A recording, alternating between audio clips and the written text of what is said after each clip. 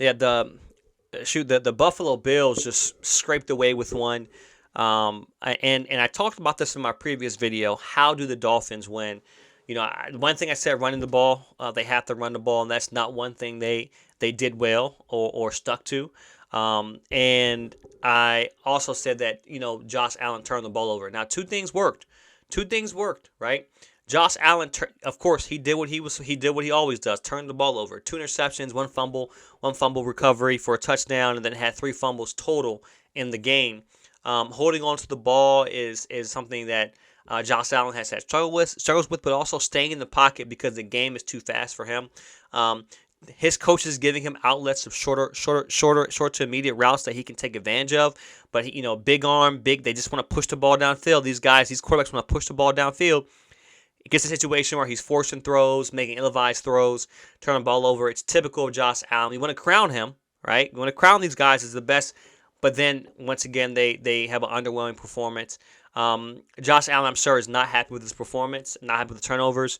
But on Miami side, they only ran the ball 20 times. They're facing that backup quarterback who threw two picks. You throw the ball 45 times with the backup quarterback, you're not going to win a game. But Josh, I think this just goes to show that Josh Allen still has a lot of maturity as a quarterback to progress to. He puts himself on the line just like Lamar Jackson, just like Justin Fields. He runs the ball just as much as them. Shoot, this game he didn't run as much. He was 4 for 20. He had 4 for 20, but that Miami defense I think was tough as well too, and that's one of the reasons why they were in the game. Miami came back. They gave a lot of points. Towards the end of the first half, but they gave 14 in the third. That was a big third quarter when we thought the game was over. But they didn't score in the fourth. But Josh Allen is just. Josh Allen, I think the Bill. I don't think the Bills are going to go far. I said this before. I do not think the Bills are going to go far. But Josh Allen has to do better. Has to do better at just taking the short stuff, and understanding the concepts of the short routes, understanding the packages, the not packages, but the defensive fronts, understanding just the coverages that are presented to him. The game is still coming fast to him, and he relies too much on his legs.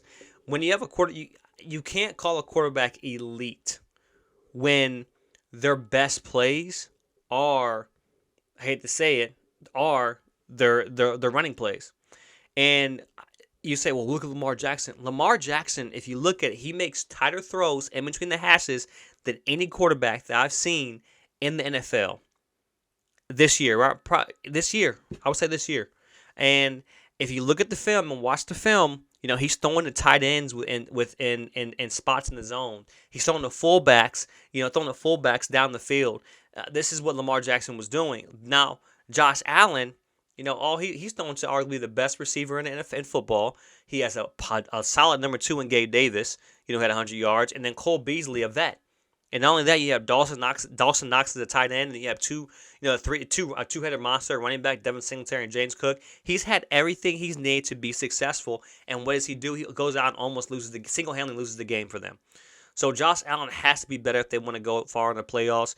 I don't think that he is better. I don't see a scenario where they're being Cincinnati. We might see a Kansas City and Cincinnati AFC Championship game again.